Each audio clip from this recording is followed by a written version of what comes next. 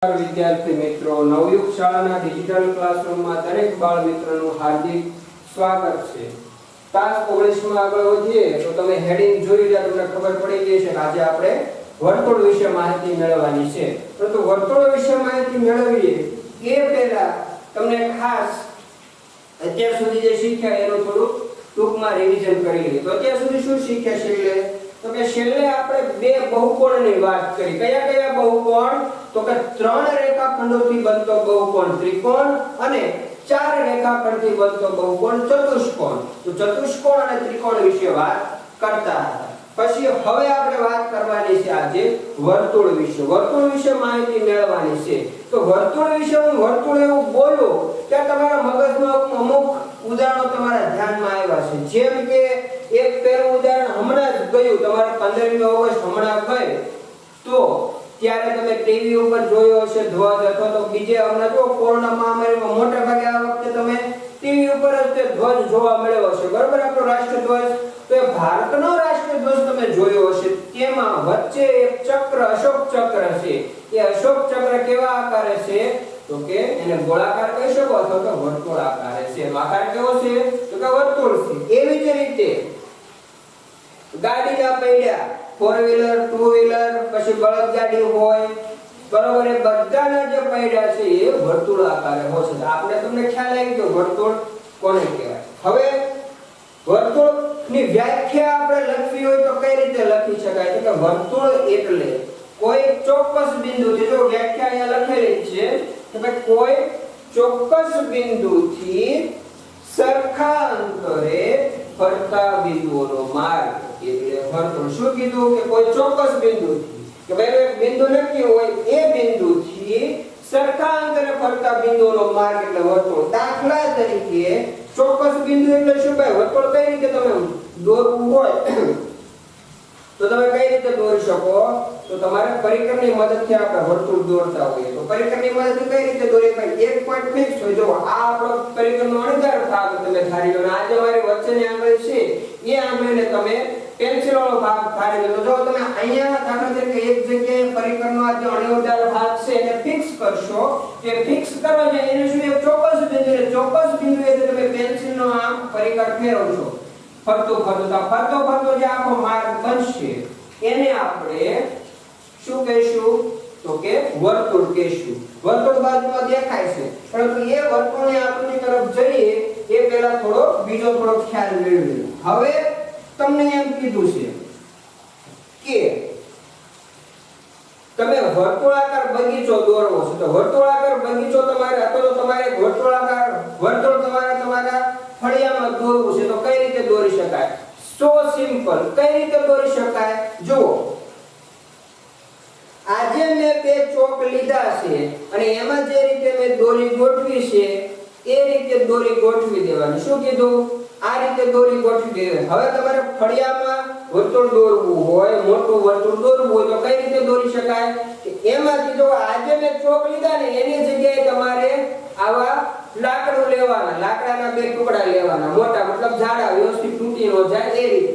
એમાં શું કરવાનું? એક લાકડાનો ટુકડો એક જગ્યાએ, જો અહીંયા તમને ટપકું દેખાય છે, આવું એક ચોક્કસ બિંદુ હોય ત્યાં આમ શું કહેવાય અંદર આપણે ખૂંટાડી દેવાનો, બરાબર? આપણે સાદી ભાષામાં કહીએ તો એક જગ્યાએ એને આ રીતે તમારે ખૂંટાડી દેવાનું. પછી શું કરવાનું? એક આપણા હાથમાં રાખવાનું, એનાથી આમ જો આમ ફરતા અહીંયાથી આમ કરીને આવી રીતે તમે વ્યવસ્થિત વર્તુળ દોરી શકો છો. એક સરખું અંતર કોઈ જગ્યાએ બદલાતું નથી. જોઈ લો તો આ રીતે તમે તમારા ફળિયામાં મોટું વર્તુળ દોરી શકો, અથવા તો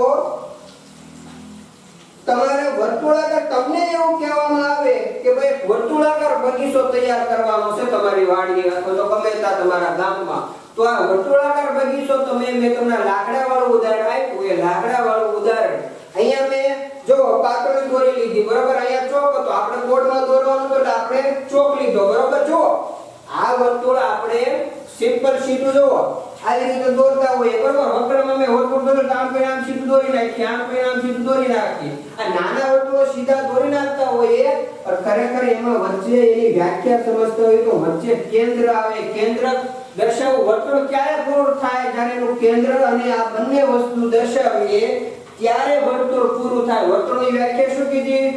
કોઈ ચોક્કસ બિંદુથી, આ જો એક ચોક્કસ બિંદુ એક ચોક્કસ બિંદુથી સરખા અંતરે, આપણે પેલો બીજો ચોક આમ ફેરવો એ ચોક્કસ અંતરે, શું કીધું કે સરખા અંતરે અથવા તો ચોક્કસ અંતરે અથવા સરખા અંતરે ફરતા બિંદુઓનો ગણ. તો આ બધા જ બિંદુઓ એક સરખા, તો અહીંથી આ પોઈન્ટ થી એક સરખા અંતરે આવેલા બધા જ બિંદુઓ લઈએ તો બધા જ બિંદુઓનો માર્ગ અથવા તો બિંદુઓનો ગણ એટલે વર્તુળ. તો ખાસ ખ્યાલ આવી ગયો છે. હવે હું તમને કહું કે ભાઈ તમારે એક વર્તુળાકાર બગીચો બનાવવાનો છે, તો તમે બધા વર્તુળાકાર બગીચો હવે બનાવી શકો. તો શું લેવાનું? બે વ્યવસ્થિત લાકડા લેવાના, એક વ્યવસ્થિત દોરડું લેવાનું. એ દોરડા શું કરવાનું? એક જગ્યાએ એક લાકડું, આપણે કેમ ઓલા ખીલા આપણે ગમાણમાં હોય એવી રીતે એક જગ્યાએ લાકડું આપણે અંદર ફૂટાડી દેવાનું. ત્યાં એક ગાળિયો ત્યાં નાખી દેવાનો. પછી એક લાકડું ફ્રી રાખવાનું, એક લાકડામાં ગાળિયો, બીજો ગાળિયો નાખી દેવાનો. ફરતે ફરતે પછી રાઉન્ડ એક લાઇનિંગ કરી નાખવાનું. એટલે તમારો વર્તુળાકાર બગીચો તરત તૈયાર થઈ જાય. તો અહીંયા પણ આપણે પરિકરની મદદથી મોટે ભાગે આપણે વર્તુળ દોરી શકતા હોઈએ છીએ. તો ખાસ દરેકને ખ્યાલ આવી ગયો. આ આપણે ચોક્કસ બિંદુ વ્યવસ્થિત દોરી નાખું છું, બરાબર? તો આ આપણું ચોક્કસ બિંદુ છે. તો આ ચોક્કસ બિંદુથી એક સરખા અંતરે આવેલા બિંદુઓનો માર્ગ અથવા તો બિંદુઓનો ગણ એટલે વર્તુળ.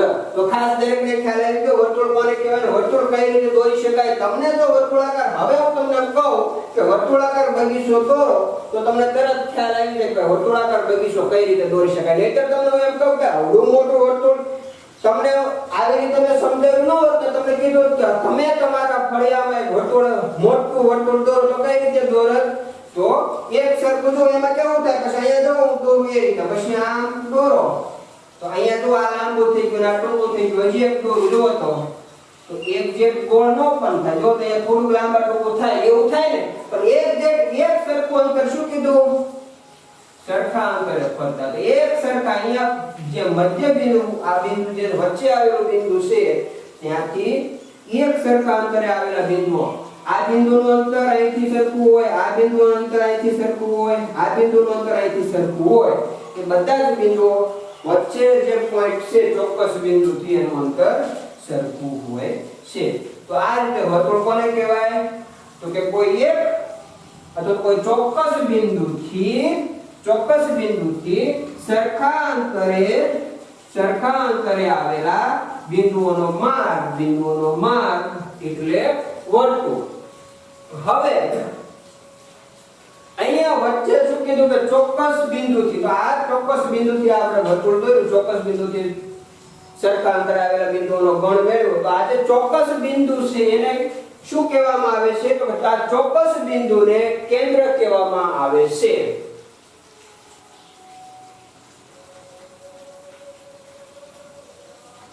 તો આ એટલે કે અહીંયા જે આપણે વ્યાખ્યામાં જે ચોક્કસ બિંદુ આવ્યું એ આ ચોક્કસ બિંદુને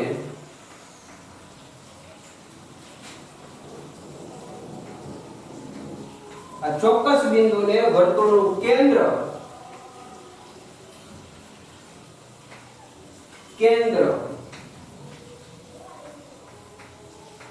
કહેવાય છે. અને તે મોટે ભાગે કેન્દ્ર એટલે સેન્ટર, અને એને મોટે ભાગે સી વડે દર્શાવાય છે, બરોબર? એ ખાસ મોટે ભાગે સી વડે દર્શાવાય છે. તો આને આપણે સી વડે દર્શાવી શકીએ, અહીંયા સી લખી શકીએ, બરોબર? તો આ સી વડે દર્શાવી ગયું. હવે આ જે સરખું અંતર આવ્યું, આ સરખા અંતરને શું કહેવાય? તો કે આ જે કેન્દ્રથી સરખા અંતર સુધીના બિંદુ, આ જે અંતર જે છે આ અંતરને, સરખા અંતરને અથવા તો ચોક્કસ અંતર, આને સરખું કહેવાય અથવા તો ચોક્કસ કહેવાય. તો આપણે ચોક્કસ ધારી લઈએ, આને ચોક્કસ અંતર પણ કહી શકાય. તો ચોક્કસ અંતરને વર્તુળની ત્રિજ્યા કહે છે.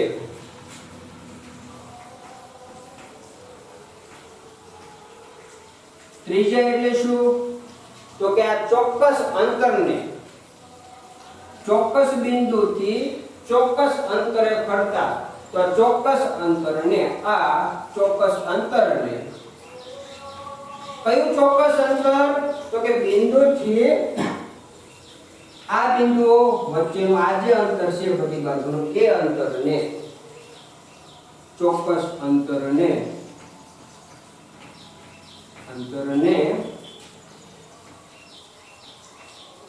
વર્તુળની ત્રિજ્યા કહે છે.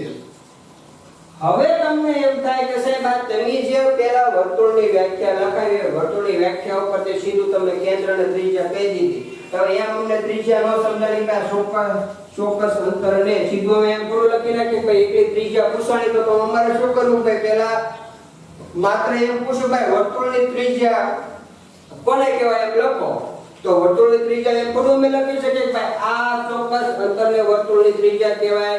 અથવા તો તમારે શું કરવું પડે કે પહેલા વર્તુળની વ્યાખ્યા લખવી પડે પછી નીચે કરવું પડે. શું કરાય કે પહેલા વર્તુળની વ્યાખ્યા લખવી પડે અને પછી કહેવું પડે કે આ જે ચોક્કસ અંતર છે તો આ જે એક સરખું અંતર છે એ અંતરને વર્તુળની ત્રિજ્યા કહેવાય છે. તો એવું કરવું પડે. તો સાહેબ એવું કાઈ નથી કે સીધી ત્રિજ્યાની વ્યાખ્યા લખી શકાય. તો કે હા છે. તો તમને ચોક્કસ અંતર એટલે કયું અંતર જુઓ અહીંથી ચાલુ કરીને આ અથવા અહીંથી ચાલુ કરીને અહીંથી આ બિંદુ સુધી અથવા આ બિંદુથી આ બિંદુ સુધી મતલબ જે આ વર્તુળ દોર્યું એ વર્તુળ પરના બિંદુ અને આ વર્તુળના કેન્દ્ર સુધીનું અંતર એટલે આપણું ચોક્કસ અંતર થયું. તો આ બંને વસ્તુને દર્શાવવું હોય અને વ્યાખ્યા સ્વરૂપે કઈ રીતે દર્શાવી શકાય તો કે એવો રેખાખંડ કે જેનું એક બિંદુ કેન્દ્ર હોય અને બીજું બિંદુ વર્તુળ પર આવેલું હોય તેવા રેખાખંડને વર્તુળની ત્રિજ્યા કહેવાય છે. તો અહીંથી આપણે અથવા કરીને લખીએ અથવા વર્તુળની ત્રિજ્યા કોને કહેવાય તો કે એવો રેખાખંડ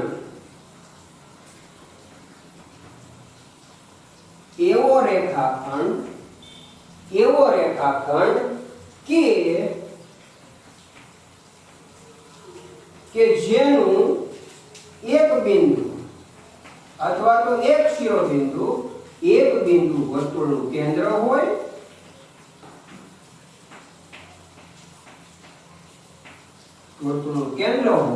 અને બીજું બિંદુ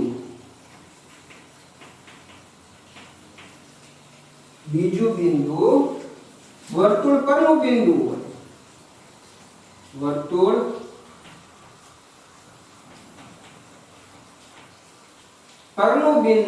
હોય વર્તુળ પરનું બિંદુ હોય તો તે રેખાખંડને વર્તુળની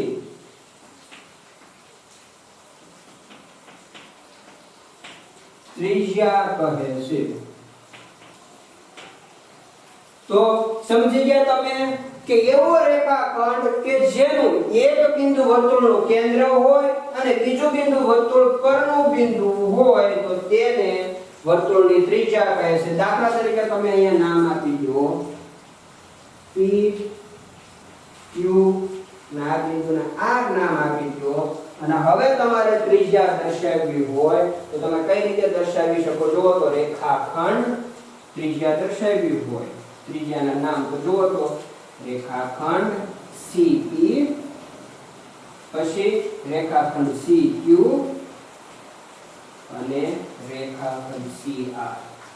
આજે ત્રણેય આપણે દર્શાવીએ ત્રિજ્યા કહેવાય. આ એક આ બે અને આ ત્રણ આખા વર્તુળમાં આવી તમે અસંખ્ય ત્રિજ્યાઓ મેળવી શકો. અહીંથી આમ દોરો આમ પણ એક બિંદુ કેન્દ્ર હોવું જોઈએ બીજું વર્તુળ પરનું બિંદુ હોવું જોઈએ. એવી રીતે તમે આવી રીતે અસંખ્ય ત્રિજ્યા દોરી શકો. વાત કરીએ કેન્દ્ર અને ત્રિજ્યાની વાત થઈ ગઈ. હવે આવું એટલું શીખ્યા પછી હવે તમને કોન્સેપ્ટ આવે મેં વાત આજના લેક્ચરની મેં વાત ક્યાંથી કરી તો આજના લેક્ચરની વાત મેં બહુકોણથી કરેલી.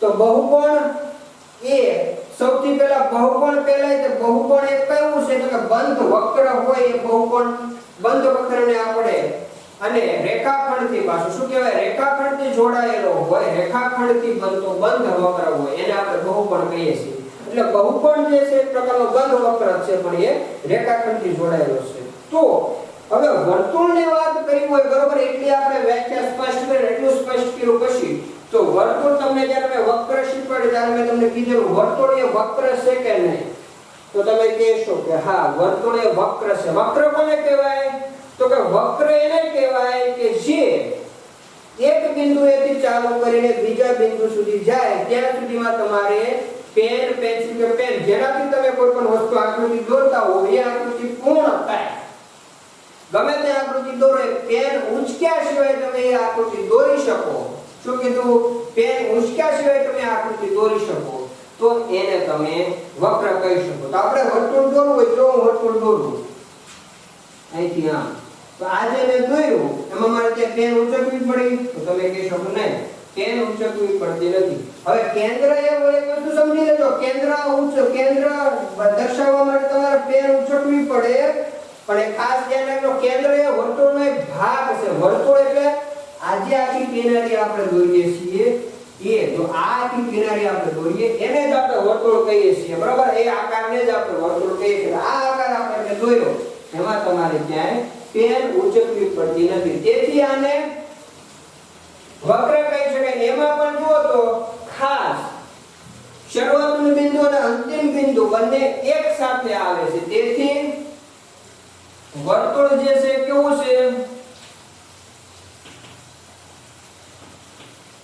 બંધ વક્ર કેવો વક્ર છે બંધ વક્ર છે વર્તુળ કેવો વક્ર છે બંધ વક્ર છે પણ વર્તુળ જે છે એ બંધ વક્ર છે બરોબર છે પરંતુ હવે બીજો બંધ વક્ર છે તો બંધ વક્ર હોય અને જો હવે રેખાખંડ હોય એમાં તો આપણે એને કેવો રેખાખંડથી એ બંધ વક્ર બનતો હોય તો એને આપણે કેવું કહી શકીએ બહુકોણ પણ કહી શકીએ તો જુઓ તો આપેલું જે વર્તુળ છે વર્તુળ તમે કહી શકો એમાં રેખાખંડોથી બને છે રેખાખંડોથી વર્તુળ બનેલી વક્ર બધા વક્ર આકૃતિ શું કીધું વક્ર બધા બિંદુઓ ભેગા થઈને વક્ર આકારે જે બંધ આકૃતિ બને એને આપણે વર્તુળ કહીએ છીએ તો વર્તુળને તમે કહી શકાય એક પણ રેખાખંડ આવતો નથી તેથી આપણે એને બહુકોણ કહી શકીએ નહીં એટલે વર્તુળ એ બહુકોણ નથી તો ખાસ ખ્યાલ આવશે વર્તુળ એ બંધ વક્ર છે પરંતુ બહુકોણ નથી આ ખાસ તમારે યાદ રાખવાનું છે કે ભાઈ બહુકોણ નથી તો આ બે પોઈન્ટ તમને સમજાઈ જશે હવે વર્તુળની વ્યાખ્યા જોઈ કેન્દ્ર અને ત્રિજ્યા જોઈ કેન્દ્ર અને ત્રિજ્યા જોયા પછી હવે આગળ વધીએ તો જીવા કરીને એક સંજ્ઞા આવે છે વર્તુળ સાથે જોડાયેલી બીજી સંજ્ઞા આવે છે જીવા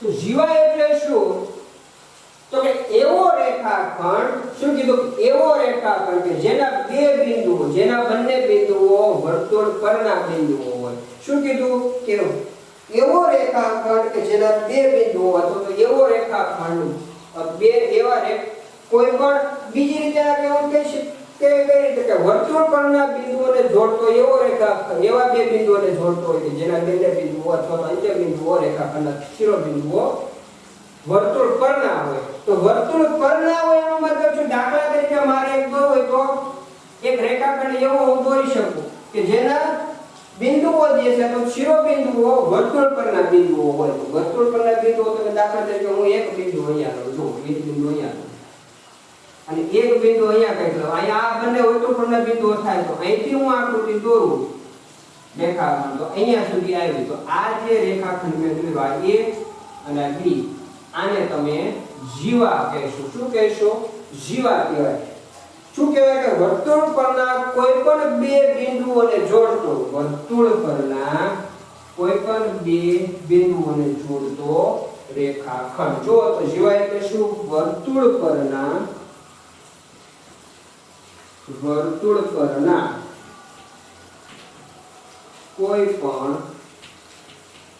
કોઈ પણ બે કોઈ પણ બે વર્તુળ પરના કોઈ પણ બે બિંદુઓને જોડતો રેખાખંડ એટલે વર્તુળની જીવા.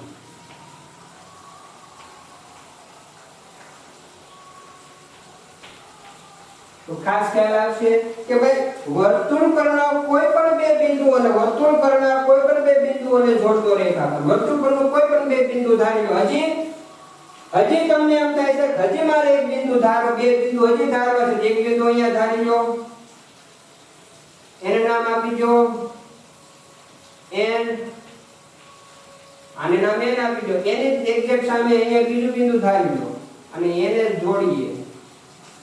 તો આ જે માહિતી બની આ nm, તો રેખાખંડ nm જો આ પણ બને વર્તુળ પર અહીંયા આ આખું વર્તુળ દોરેલું છે એના ઉપર કોઈ પણ બે બિંદુ તમે ધારી લો તો આ એક રેખાખંડ AB અને બીજો રેખાખંડ nm એ બંને વર્તુળની જીવા છે. દર્શાવ્યું તો કઈ રીતે દર્શાવે જો તો રેખાખંડ AB અને રેખાખંડ nm આ તે વર્તુળની જીવા છે.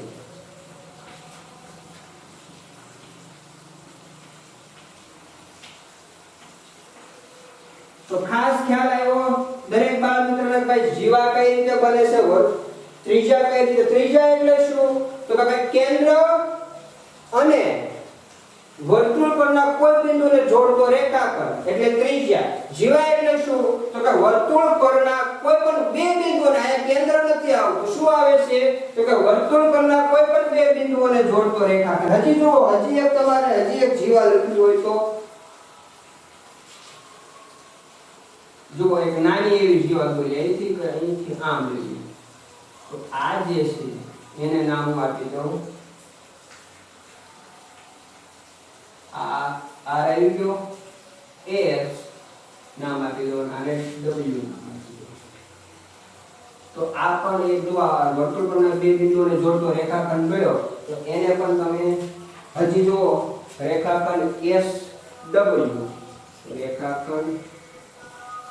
SW પણ એની જીવા બને. તો તમને કોન્સેપ્ટ ક્લિયર થાવો જો ભાઈ વર્તુળ પરના ગમે તે જગ્યાએ આવેલા બે બિંદુઓને જોડીએ, બરોબર છે.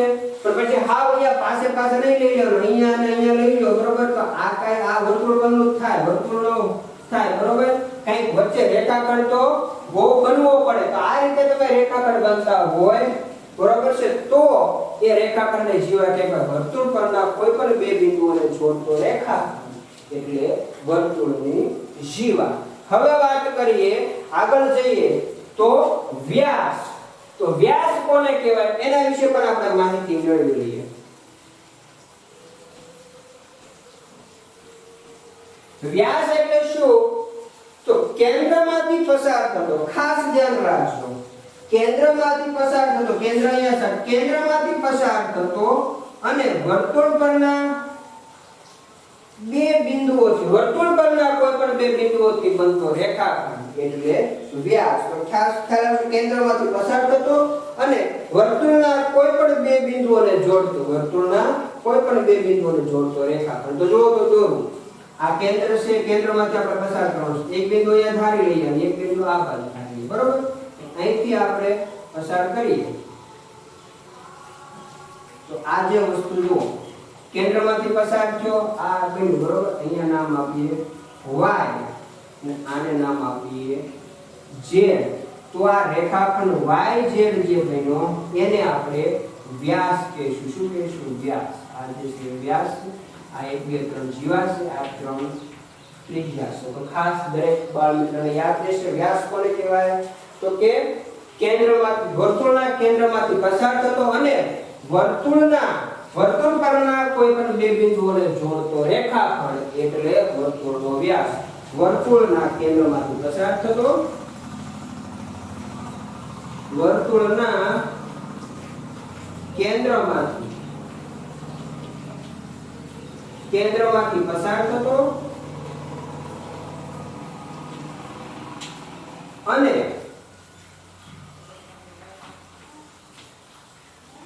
વર્તુળ પરના કોઈ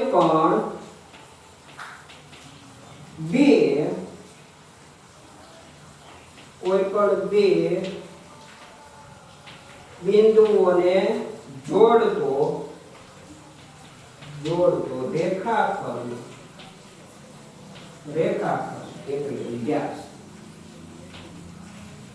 એટલે વ્યાસ તો ખાસ ખ્યાલ આવી ગયો કે ભાઈ કેન્દ્રમાંથી આના માટે શરત જો જીવામાં અને વ્યાસમાં શું ફેર છે ભાઈ જીવા માટે કન્ડિશન એક જ છે કે ભાઈ વર્તુળના કોઈ પણ બે બિંદુઓને જોડતો રેખાખંડ હોવો જોઈએ પછી કેન્દ્રમાંથી પસાર થાય કે ન થાય એને કઈ લેવા દેવા નથી જ્યારે વ્યાસ માટે શું કે વર્તુળ પરના બે બિંદુઓને જોડતો હોય તથા કેન્દ્રમાંથી પસાર થતો હોય તો એવો જે રેખાખંડ છે એને વ્યાસ કહેવાય છે હવે અહીંયા આપણે બીજી રીતે આને લખીશું હવે જુઓ એક વસ્તુ તમને ખબર પડી કે વ્યાસ માટે એક શરત છે ભાઈ કેન્દ્રમાંથી પસાર થતો હોવો જોઈએ અને વર્તુળ પરના બે બિંદુઓ ને જોડતો રેખાખંડ હોવો જોઈએ હવે તો કે હવે તમને બીજો જીવા અને વ્યાસને બંનેને થોડું કામ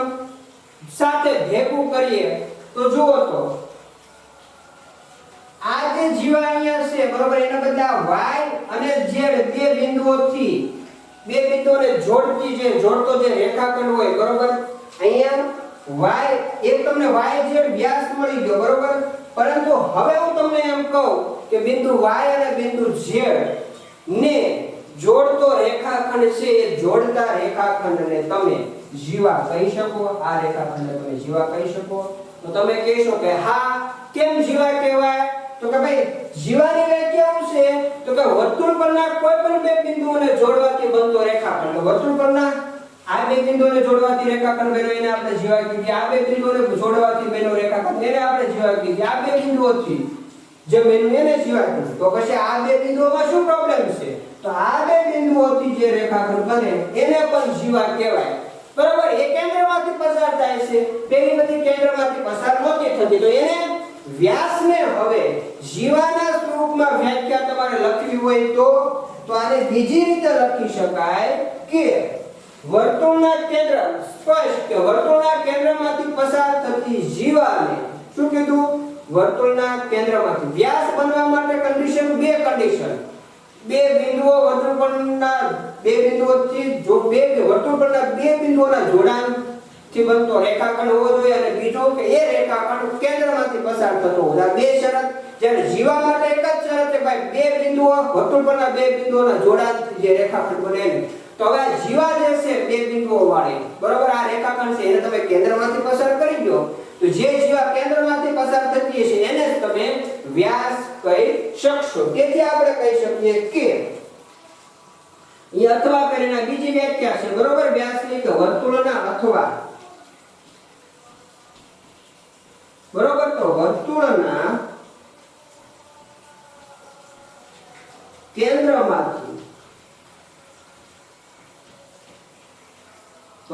કેન્દ્રમાંથી પસાર થતી જીવાને વર્તુળનો વ્યાસ કહે છે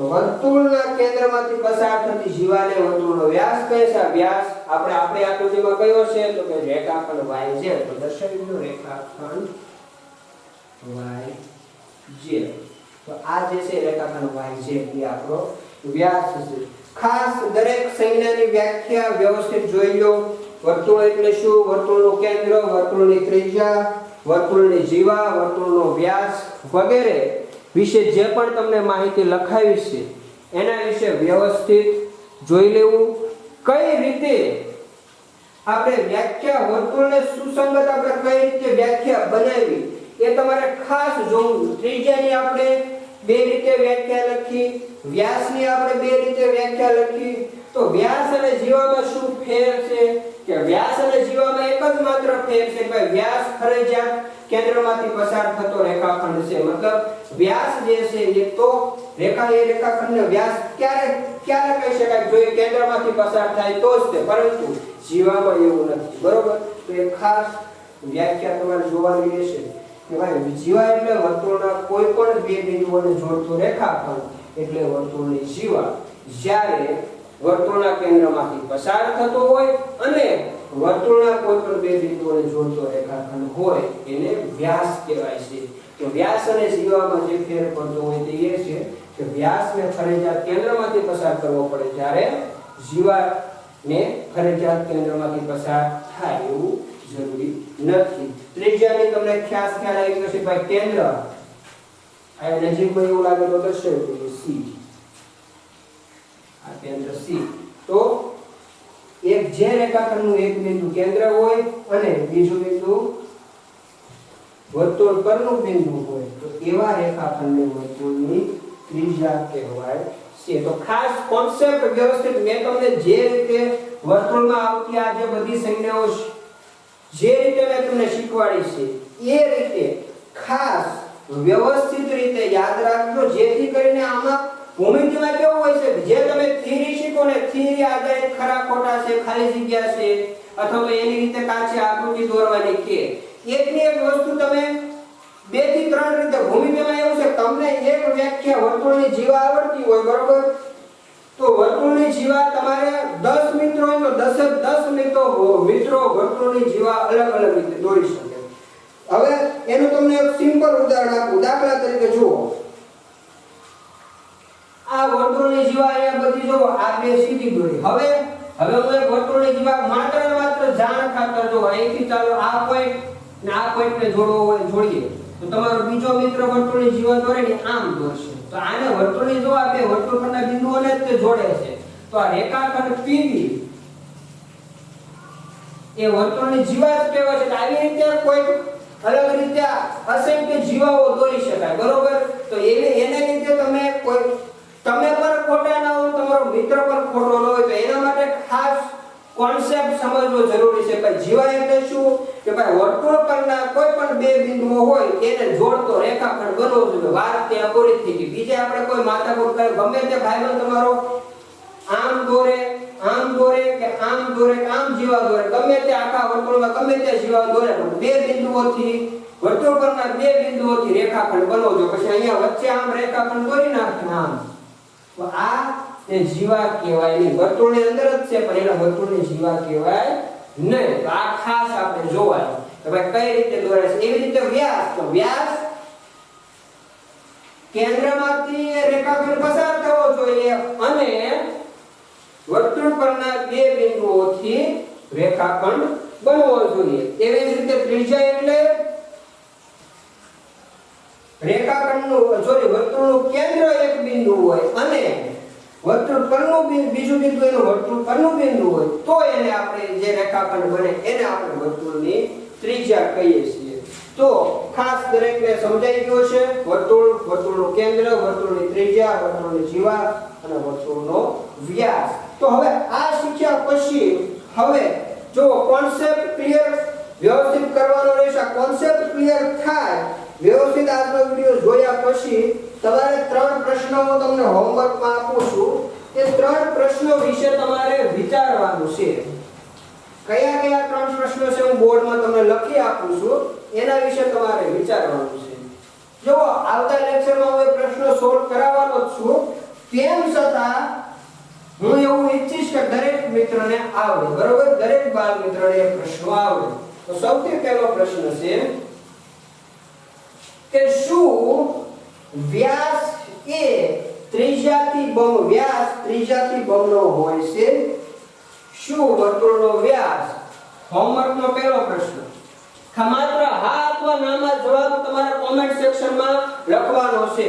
તો પહેલો પ્રશ્ન કે શું વર્તુળનો વ્યાસ ત્રિજ્યા કરતા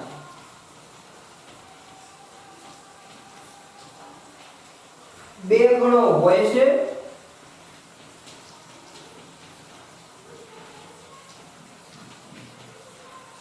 આ પહેલો પ્રશ્ન. બીજો પ્રશ્ન તો કે શું દરેક વ્યાસ એ વર્તુળની જીવા છે? શું દરેક વ્યાસ એ વર્તુળની જીવા છે? એના પછીનો પ્રશ્ન કે શું દરેક જીવા એ વર્તુળનો વ્યાસ છે?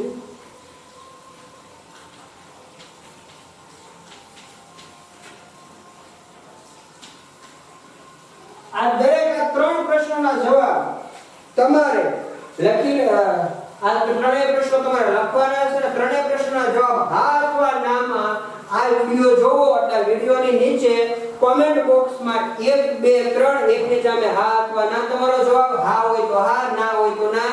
બીજાની સામે જવાબ અને ત્રીજાની સામે જવાબ તમારે કોમેન્ટ સેક્શનમાં કોમેન્ટમાં લખવાનો રહેશે. આ ત્રણેય પ્રશ્નોમાં શેમાં હા આવે છે, શેમાં ના આવે છે, ત્રણેયનો જવાબ લખીને કોમેન્ટ સેક્શન માં તમારો આન્સર આવવો જોઈએ. તો આજે ખાસ જો આવતા લેક્ચરમાં હું ત્રણેય કરાવીશ ખરો, પણ મારે દરેક બાળ મિત્રનો જવાબ ખોટો પડે તો ચાલશે, પણ દરેક બાળ મિત્રએ જવાબ દીધેલો હોવો જોઈએ કે ભાઈ આજે છે તમે કેટલું સમજાય મને ખ્યાલ આવે. બરોબર? તો ખાસ પહેલા વિડિયો વ્યવસ્થિત જોવાનો. એક વખત ન ખબર પડે તો હજી 2 વખત મહાવરો કરીને પછી ત્રણેય પ્રશ્નોના તમારે જવાબ દેવાના છે. તો આજે એટલે સુધી રાખીએ છીએ. આવતા તાસમાં ફરી વર્તુળની આગળની સંજ્ઞાઓ વિશે માહિતી મેળવશું. ત્યાં સુધી જય હિન્દ. અસ્તુ.